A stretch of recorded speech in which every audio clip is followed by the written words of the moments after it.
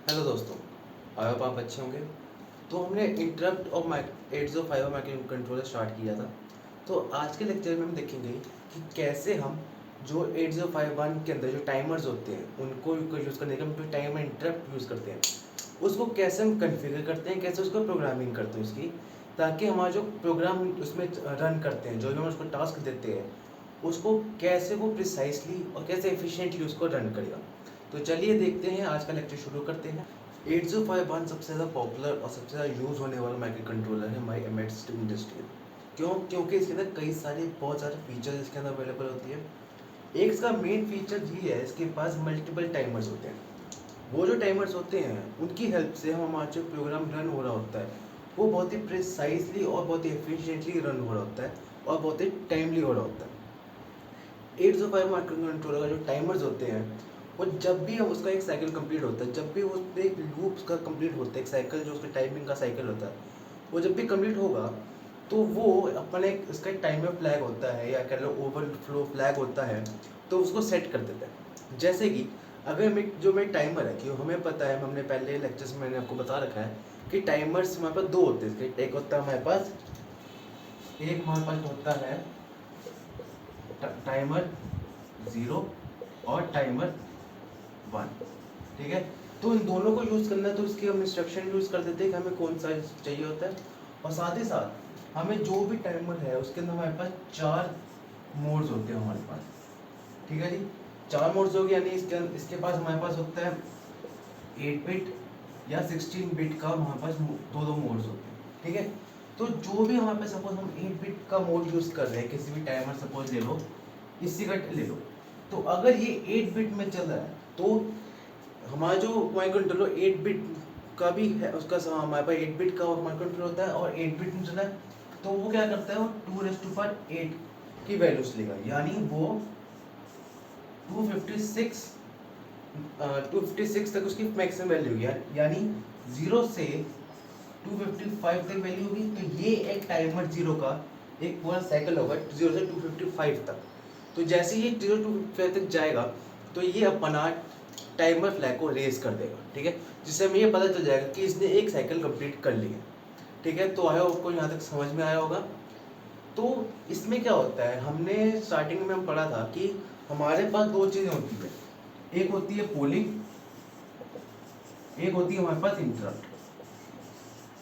ठीक है जी, अब पोलिंग क्या करता है, पोलिंग क्या करेगा, ये जो पोलिंग है ये राउंड रॉबिन फैशन में चेक करता रहेगा कि क्या टाइमर फ्लैग रेस तो नहीं हुआ।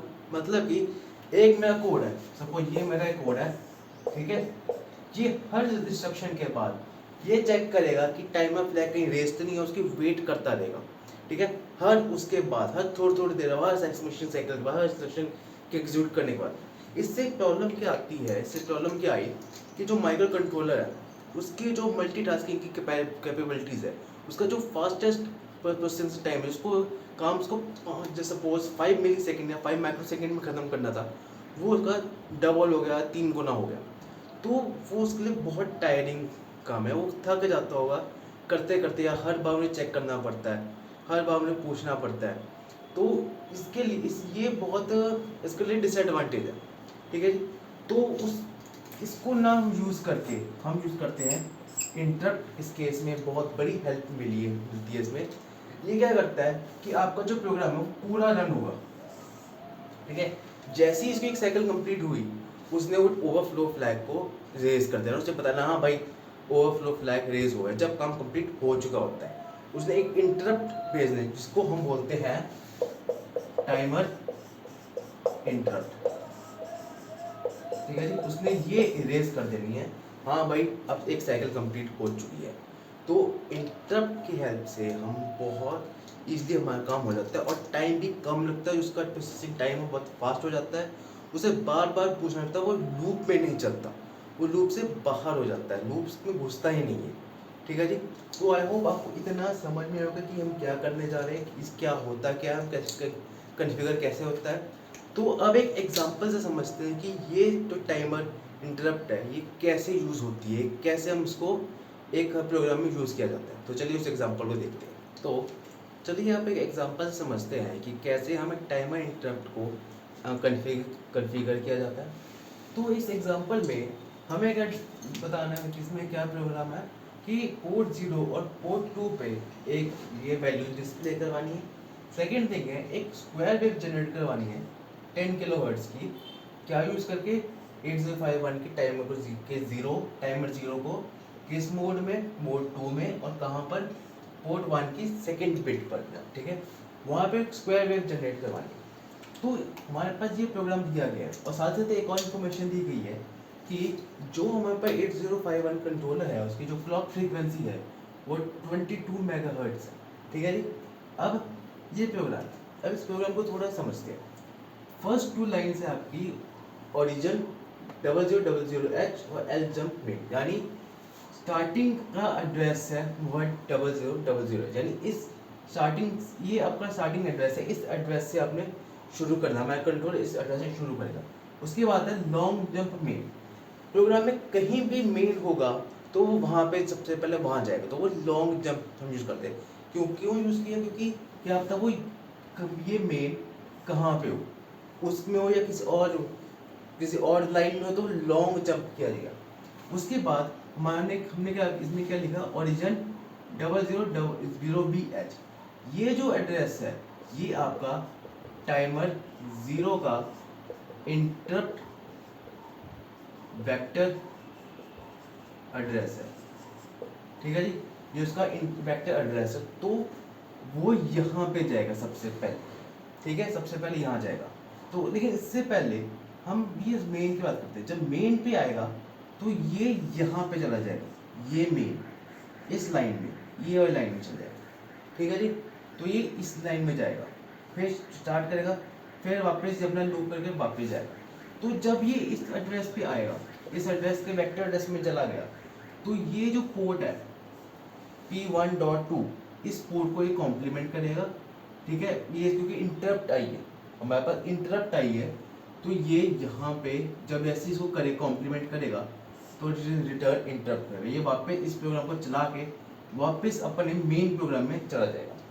फिर एक है ओरिजिन 0030 है, यानी ये एक मेमोरी एड्रेस है, ठीक है जी, मेमोरी एड्रेस है। अब इस मेमोरी एड्रेस पे वापस आएगा, तो यहाँ पे अब मेन आ गया, यानी ये यहाँ से यहाँ जंप कर गया, तो यहाँ पे लिखा टी मोड 02, यानी हमने कौन सा मोड यूज करना है, सेकेंड मोड। अभी सेकेंड मोड कौन सा होता है आपका, 8 बिट ऑटो रिलोड मोड, ठीक है जी, ऑटो रिलोड मोड हो गया। अब इसकी हायर बिट में हम ये वैल्यू डाल देंगे 0B6H, उसको डेसिमल में करोगे तो ये आपका 182 नंबर बनेगा, ठीक है जी। तो ये 182 हमने TH0 के बिट में डाल दिया, उसकी हायर बिट में डाल दिया। फिर इंटरप्ट एनेबल को एनेबल कर दिया 82, यानी 82 हो गया, ऐसा हो गया हमारे पास। इसकी एक तो 7th bit as well as इसकी फर्स्ट बिट, उसको हम 1 करेंगे, बाकी सबको 0 कर देंगे। उसके बाद हमने इसको इंटरप्ट को रन कर दिया, इसको सेट कर दिया, तो ये यहाँ से लेकर यहाँ तक ये आपका स्क्वायर वेव जनरेट करेगी, ठीक है जी, किस चीज़ का, 10 किलोहर्ट्ज़ का, गॉट इट। अब ये जो चीज़ है ये पूरा, ये आपका फर्स्ट वाला है कि हमने डिस्प्ले करवाना है पोर्ट 0 पोर्ट 2 पे वाई और एन की वैल्यू को डिस्प्ले करता रहेगा। शॉर्ट जंप है, ये लूप चलता रहेगा, जैसे ही लूप खत्म होगा एंड पे आ जाएगा, खत्म हो जाएगा। तो इस तरह से ये सारा प्रोग्राम आपका चलता रहेगा और ये आपका स्क्वायर वेव जनरेट करता रहेगा। तो ठीक है, आपको समझ में आएगा थोड़ा सा कि कैसे हमने कॉन्फ़िगर किए, कैसे हम स्क्वायर वेव जनरेट करते हैं, कैसे एक टाइमर की वैल्यू को जनरेट किया जाता है, ठीक है, कैसे एक टाइमर फ्लैग को का हम यूज़ करते हैं, टाइमर इंटरप्ट को कैसे यूज़ करते हैं। जैसे इंटरप्ट आई, वो अपना काम किया, वापस अपने मेन पे चला गया, ठीक है, ये सेकेंड था हमारा। अब इसमें एक चीज़ हम और थोड़ा आगे फर्दर चलते हैं। अब हम इसमें ये चेक करते हैं कि क्या ये जो वैल्यू है 182 0B6H, इन्होंने जो वैल्यूज़ ली है वो कोई कैलकुलेशन के हिसाब से होगी की हुई, लेकिन क्या ये वाली वैल्यू क्या बाकी 10 किलोहर्ट्ज़ की स्क्वायर वेव जनरेट करता है कि नहीं करता है। क्योंकि वैसे देखा जाए तो ये वैल्यू जो है ये 0 से 255 के रेंज के अंदर है। तो हो सकता है ये वैल्यू कर भी रही हो, अप्रॉक्सीमेट ही चाहे क्यों ना कर रही हो, तो हम अपनी तरफ से ये चेक करते हैं कि क्या ये वैल्यू सही है कि नहीं है, क्योंकि हमारा जो मोड है वो 8 बिट का मोड है। अगर 16 बिट का होता, सपोज 16 बिट का होता, तो ये 2:16 तक जाता, ठीक है जी, 0 से 2:16 तक 15 तक जाता। तो अभी हमारे पास 8 बिट का, तो हम इस चीज़ को वैल्यू को चेक करते हैं कि यार वाकई में ये अपना हमारा 8 स्क्वायर वेव जनरेट कर रहा है ऑफ 10 किलोहर्ट्ज की, ठीक है। तो चलिए हम इसको ज़रा चेक करते हैं। तो चलिए अब देखते हैं कि क्या ये जो वैल्यू थी 182, जो हमारे पास ये वैल्यू थी 182, क्या ये एक्चुअल में सही है, क्या ये अपना वो वैल्यू दे पाएगा, वन जो 10 किलोहर्ट्ज की स्क्वायर वेव जनरेट कर पाएगा, चाहे अप्रॉक्सीमेट उसके आसपास ही क्यों ना हो, क्या ये उस वैल्यू तक दे पाए कि नहीं दे पाए। तो चलिए देखते हैं। तो इसको करने के लिए हमारे पास एक सिंपल सा फॉर्मूला है कि जो उसकी फ्रीक्वेंसी है जो हमें चाहिए, ठीक है जी, जो हमें चाहिए, जैसे 10 किलोहर्ट्ज की फ्रीक्वेंसी जो हमें फ्रीक्वेंसी चाहिए, इक्वल टू 256 अपनी सॉरी क्रिस्टल की फ्रीक्वेंसी जितनी है divided by 2 multiply by 256 minus initial value, ठीक है जी, माइनस इनिशियल वैल्यू। तो इसके अंदर हमारे पास क्रिस्टल की फ्रीक्वेंसी कितनी है, 22 मेगाहर्ट्ज है। तो 22 megahertz divided by 2 multiply by 256 minus 182, ठीक है, 182 हो जाएगा आपका। अब ये 256 आया कहाँ से, तो ये जो 256 है, क्योंकि हम 8 बिट मोड का यूज़ कर रहे हैं, मोड 2 यूज़ कर रहे हैं, जिसमें 8 बिट ऑटो रीलोड फंक्शन है, इसलिए 256 आया। अगर 16 बिट होता तो 2:16 की वैल्यू आ जाती। तो इन सबको करने के बाद हमारे पास आता है 148.65 किलोहर्ट्ज। तो ये हमारे पास फ्रीक्वेंसी आती है। तो भाई जी अब तो ये आसपास भी नहीं है, तो बहुत ज़्यादा है, तो अप्रॉक्सीमेट भी नहीं कर सकते, तो हमारे पास स्क्वायर वेव जनरेट होगी कि नहीं होगी। तो हम थोड़ा सा इस फॉर्मूले को मॉडिफाई करते हैं कि हमें कौन सी वैल्यू डालनी चाहिए इसकी जगह पे कि हमारा अप्रॉक्सीमेट वो हो जाए, ठीक है जी। तो इसको मैं इरेज करता हूँ, थोड़ा सा हम इसको चेंज करते हैं, ठीक है। यहाँ से इसको इरेज कर देते हैं। हमें पहले क्या चाहिए, इनिशियल वैल्यू चाहिए, ठीक है, इनिशियल वैल्यू चाहिए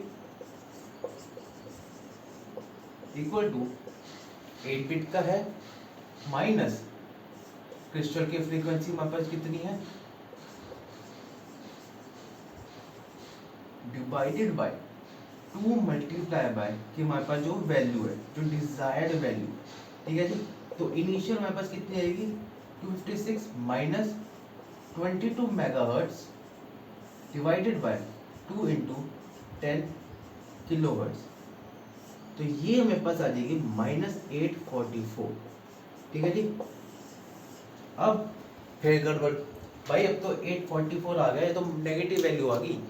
नेगेटिव वैल्यू तो माइक्रोकंट्रोलर में हम डाल नहीं सकते, वो तो अनसाइंड वैल्यूज है, हमें चाहिए तो साइंड वैल्यू चाहिए। तो जो साइंड वैल्यूज को हम साइंड में कैसे कन्वर्ट करें, साइंड वैल्यूज में कैसे कन्वर्ट करें, उसका बहुत ही सिंपल तरीका है हमारे पास। क्योंकि हमने ये हमारे 8 बिट मोड है, ठीक है, 8 बिट मोड है, तो ये 0 से 255 जाएगा, यानी इसके अंदर 256 वैल्यूज होगी।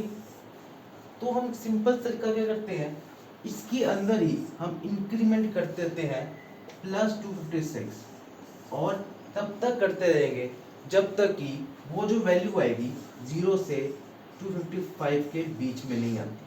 तो जब आप इसमें इंक्रीमेंट करते रहोगे, हमारे पास एक वैल्यू आती है, इसके बाद वो आएगी हमारे पास 180, ठीक है। 182 था ये, तो 180 आ गई, तो ये भी ठीक है।